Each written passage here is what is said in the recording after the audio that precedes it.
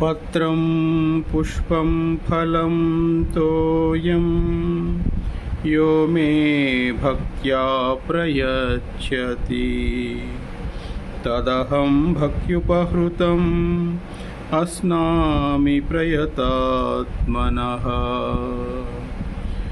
శ్రీకృష్ణ పరమాత్మ భగవద్గీతలో ఈ శ్లోకము నుండి మనకు భక్తునికి కావలసినది శ్రద్ధాభక్తులతో కూడిన ప్రేమ మాత్రమే అని భగవంతుడు మనకు తెలియపరుస్తున్నాడు. ఎవరైతే అంతరంగము నుండి భక్తి శ్రద్ధలతో ప్రేమతో భగవంతునికి పుష్పము కానీ పత్రము కానీ ఫలము కానీ చివరికి జలమైనను సమర్పించినచో అట్టి వాణిని భగవంతుడు ప్రేమతో స్వీకరిస్తాడు. మనము చూసినట్లయితే ఎక్కువ మంది భగవంతునికి బంగారు పళ్ళెంలో హారతి ఇవ్వాలన్నా వెండి పళ్ళెంలో హారతి ఇవ్వాలా అని ఆలోచిస్తారే కానీ భగవంతుడు బంగారు పళ్ళెము వెండి పళ్ళెము గురించి ఆలోచించడు. ఎంత ప్రేమతో వాళ్ళు తమ హృదయంలో నుంచి ఎంత భక్తి శ్రద్ధలతో ప్రేమతో భగవంతుని ఆరాధిస్తున్నారు అనే చూస్తాడు కానీ ఎంత ఖర్చు పెట్టి పూజ చేస్తున్నారనేది భగవంతుడు గమనించడు. ఉదాహరణకి కుచేలుడు అనే ఒక బ్రాహ్మణుడు కటిక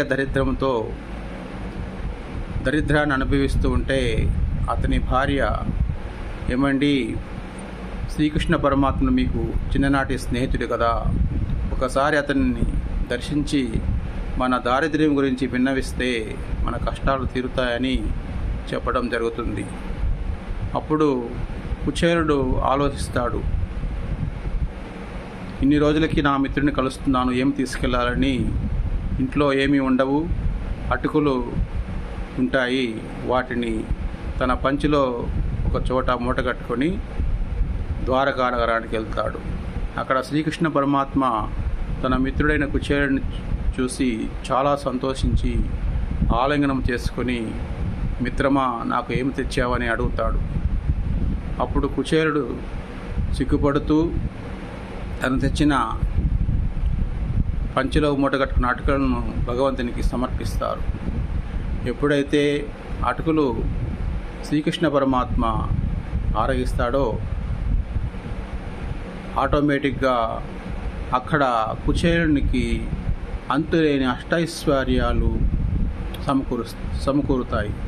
దీనిని బట్టి భగవంతుడికి ఎంత ప్రేమతో సమర్పిస్తావో అంత అష్టైశ్వర్యాలు మీకు కలుగుతాయి. కాబట్టి భక్తులందరూ ఎంత ఖర్చు పెట్టి భగవంతునికి పూజ చేయాలని ఆలోచించకుండా అంతరంగము నుండి నిరంతరమైన భక్తి శ్రద్ధలతో ప్రేమతో భగవంతునికి మీరు ఏమి లేకపోయినా జలము సమర్పించినా సరే అది ప్రేమతో సమర్పిస్తే భగవంతుడు మీకు దానిని ప్రేమతో స్వీకరించి మీకు కోరుకున్నవి అన్నీ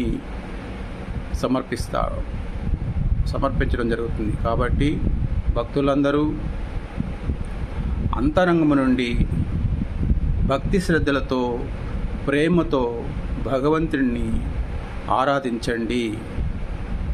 ఆ భగవంతుని యొక్క అనుగ్రహానికి పాత్రులై